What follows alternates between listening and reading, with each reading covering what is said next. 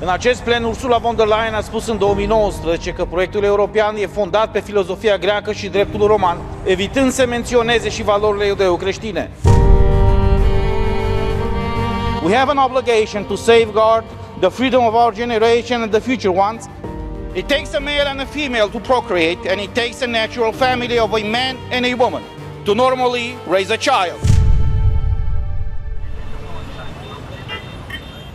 The EU was established as an area of freedom and democracy, not an open-air prison camp. Au fost valorile iudeo-creștine bazate pe Biblie și pe tradiția bisericii de mii de ani, cele care au creat baza pentru recunoașterea drepturilor fundamentale ale omului.